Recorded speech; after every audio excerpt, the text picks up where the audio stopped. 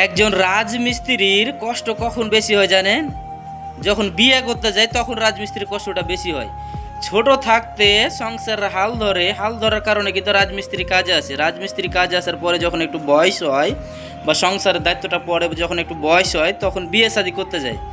তখন যখন বিয়ে করতে যায় তখন তাদের আশপাশে যখন বউ খোঁজাখুঁজি করে তখন বলে কি জানেন, যে আমার বেটিকে পদ্মা নদীতে কাটিয়া ভাসিয়ে দিব, তারপরেও কিন্তু রাজমিস্ত্রির সাথে বিয়ে দিব না।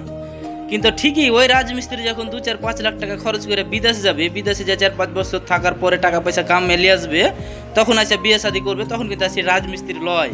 তখন ওই বাপেরাই তখন বলবে কি জানেন, যে জামাই হচ্ছে বিদেশি। কিন্তু এখানে দেশে রাজমিস্ত্রি কাজ করবে তখন বলবে কি, যে আমার বেটিকে পদ্মা নদীতে কাটা ভাসিয়ে দেবো, কিন্তু রাজমিস্ত্রির সাথে বিয়ে দেবো না। কিন্তু ওই বিদেশ থেকে যখন আসবে তখন ঠিকই কিন্তু সে বিদেশির সাথে বিয়ে দিবে। তো এরকম লোক কার কার এলাকাতে আছে সবাই একটু কমেন্ট বক্সে জানাবেন।